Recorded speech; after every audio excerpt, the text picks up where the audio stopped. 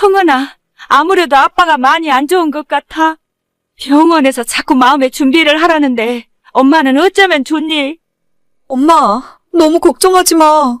나 일단 회사에 이야기하고 내려갈 준비하고 있으니까 조금만 기다려. 오빠는 병원에 도착했어?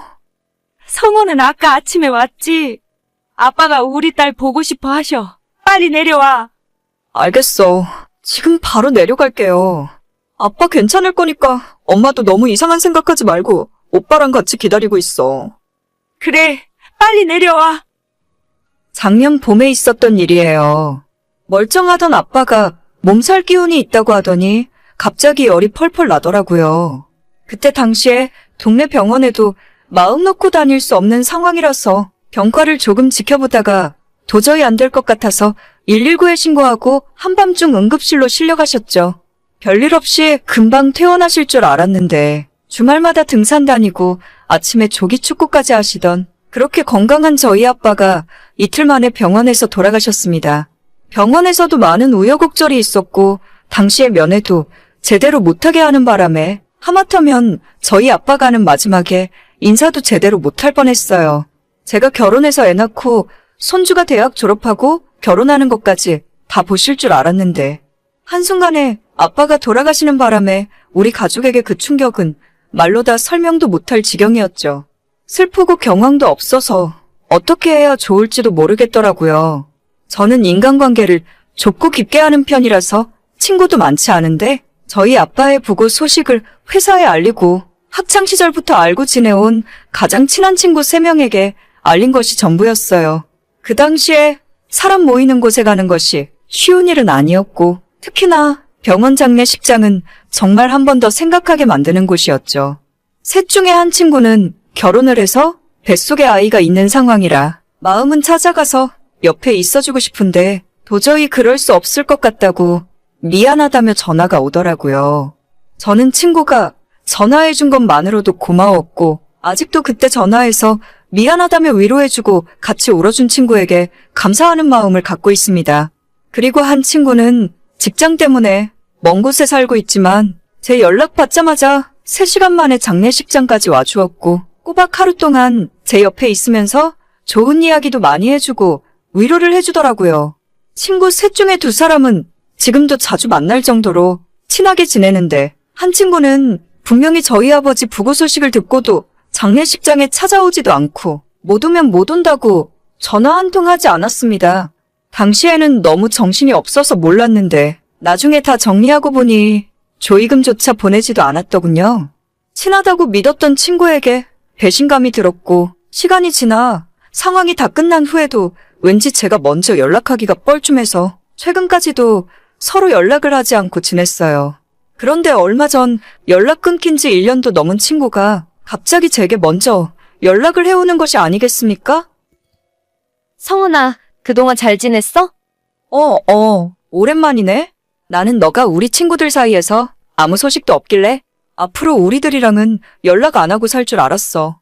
미안. 내가 그때는 좀 사정이 있었어.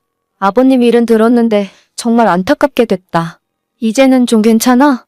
예전에는 좀 힘들었는데 이제는 괜찮아졌어. 우리 엄마도 요즘 자주 웃기도 하시고 언제까지 슬퍼하고 있을 수만은 없으니까. 그래, 너희 아버님도 웃으면서 예전처럼 지내길 바라실 거야. 진짜 내가 그때 못 찾아뵈었던 건 너무 죄송하네. 나도 어쩔 수 없는 사정이 있어서 그랬어. 그래, 그 사정이 뭔지는 모르겠지만 한때는 너한테 서운한 마음도 많았는데 이제는 그냥 이해하려고. 너도 뭔가 말할 수 없는 비밀이 있었겠지. 안 그래도 나도 지난 1년 동안 너무 힘들고 마음이 아팠어. 진작에 너한테 연락해서 사정 설명하고 용서를 구했어야 하는데 나도 너무 정신이 없게 살다 보니까 많이 늦은 것 같아. 미안해. 아니야, 난 이제라도 너가 이렇게 연락을 해줘서 정말 고마워. 하마터면 끝까지 오해하면서 살 뻔했는데. 성은아, 그래서 하는 말인데. 저는 여기까지만 해도 과거에 무슨 일이 있었던 간에 친구를 용서하고 이해하려고 했어요. 뭔가 나에게 말할 수 없는 집안 사정이 있었겠지. 정말 집안에 말할 수 없는 큰 문제가 생겨서 그거 해결하느라고 지금까지 연락도 못하고 지냈을 수도 있었겠다라고 생각하고 그냥 넘어가려고 했습니다. 저는 친구에게 그 사정에 대해 듣지 못하더라도 굳이 제가 먼저 물어볼 생각도 없었어요. 집집마다 남들에게 말하기 힘든 일들이 한두 가지씩은 있는 거니까, 게다가 어차피 일어난 일인데 이제 와서 구구절절한 사정 이야기를 들어봤자 뭐 하겠어요? 제가 가장 힘들 때 저의 연락도 무시하고 찾아오지도 않았지만 이제 와서 그게 뭐가 중요한 일이겠습니까? 다시 시간을 그때로 돌릴 수도 없는 일이고, 내가 힘든 일이 있었던 만큼 제 친구에게도 그만한 힘든 시간이 있었겠지라고 생각했어요. 하지만 그 뒤에 이어지는 친구의 말에 저는 충격을 받았고 경악을 금치 못했습니다. 성은아, 그래서 하는 말인데 내가 지금부터 하는 이야기 오해하지 말고 들어줬으면 좋겠어. 너랑 나 사이에 오해할 게 뭐가 있어? 난 괜찮으니까 편하게 이야기해봐. 그래, 착한 너라면 다 이해해줄 거라 생각했어. 나 사실 9월에 결혼해. 작년 너희 아빠 부고 소식을 들었을 때 며칠 뒤에 상견례가 있었거든. 우리 친정에서도 그러고 남자친구도 상견례 전인데 상갓집 가지 말라고 해서. 원래는 올 봄에 결혼하려고 했는데 워낙 상황이 안 좋아서 9월로 미룬 거야. 너랑 우리 친구들 모두 내 결혼식에 와서 축하해줄 거지? 뭐라고? 상견례 때문에 그랬었다고? 내가 아는 그 상견례가 맞아?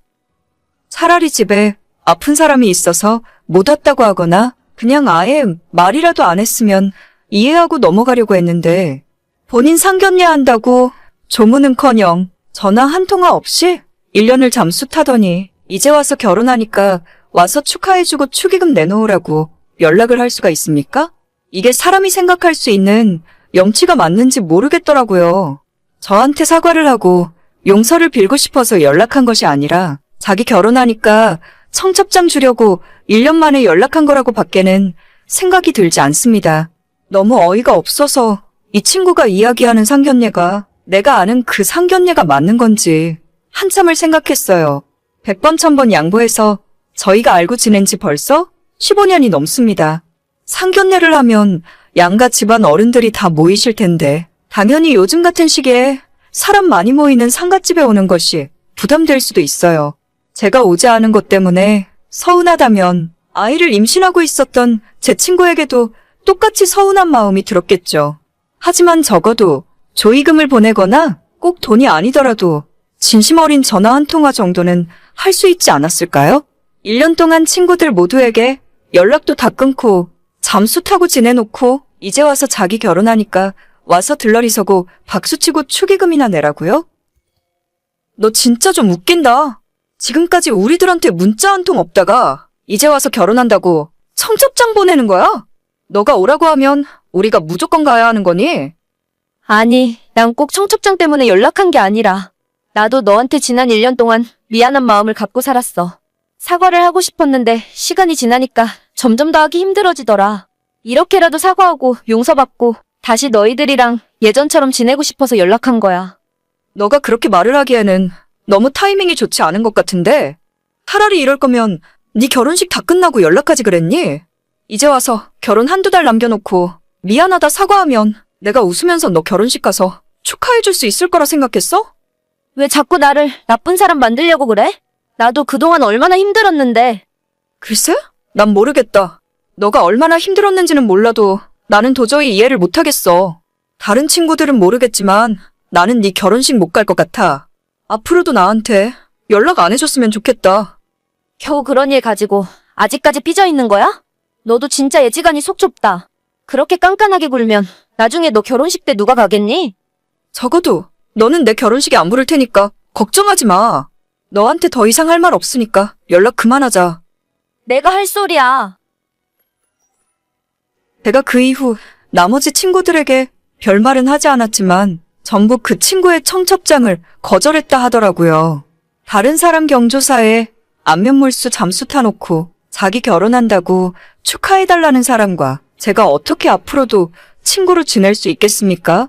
계속 알고 지내봐야 본인이 힘들고 필요할 때만 연락할 것 같아서 제가 먼저 손절하려고요. 원체 제가 사람 조심스럽게 사귀고 주변의 친구들이 많지 않은 사람이라지만 저런 인간은 제 인생에서 필요 없을 것 같아요.